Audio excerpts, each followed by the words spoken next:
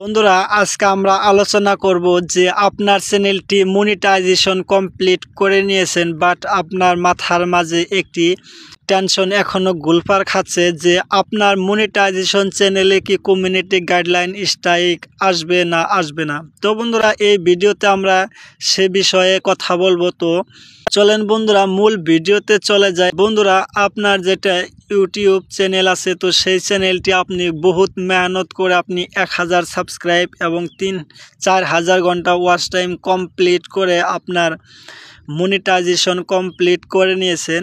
তো বন্ধুরা আমি এখানে একটি চ্যানেলের মাঝে ক্লিক করে আমরা চ্যানেলটিকে ওপেন করে নিলাম। তো বন্ধুরা এখানে দেখতেই পাচ্ছেন যে এই চ্যানেলটিতে কিন্তু এটি কিন্তু একটি মনিটাইজেশন চ্যানেল। তো বন্ধুরা এখানে দেখতেই পারছেন 2600 সাবস্ক্রাইবার, আর এখানে অলরেডি কিন্তু এখানে আর্নিং করা হয়েছে যে $4 ঠিক আছে।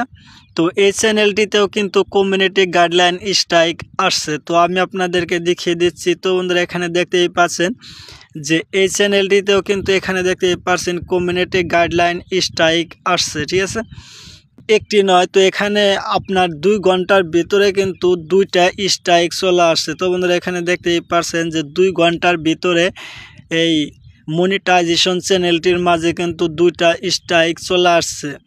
এখানে মনিটাইজেশন চ্যানেল আনমনিটাইজেশন চ্যানেলের কোনো কথা নাই। আপনার চ্যানেলটি যদি মনিটাইজেশন 1ও থাকে তাও কিন্তু আপনার চ্যানেলে স্ট্রাইক আসতে পারে। তো বন্ধুরা এটা কিন্তু ছোট বড় ইউটিউবার সবার জন্যই কিন্তু সমান এই স্ট্রাইকটি ইউটিউব তরফ থেকেই কিন্তু দেওয়া হয়। আর এই স্ট্রাইকটি যদি আপনার ইউটিউব রুলসের বাইরে যদি কোনো একটি ভিডিও আপলোড করেন, তারপরে কিন্তু এই স্ট্রাইকটি আপনার ইউটিউব চ্যানেলের মাঝে দেখাবে। তো বন্ধুরা অবশ্যই ভিডিওটি দেখে হয়তো বুঝতে পারছেন যে মনিটাইজেশন চ্যানেলের মাঝে স্ট্রাইক আসে কি না, ঠিক আছে বন্ধুরা। তো স্ট্রাইক আসার জন্য মনিটাইজেশন আর আনমনিটাইজেশনের কোনো এখানে কথা নাই। তো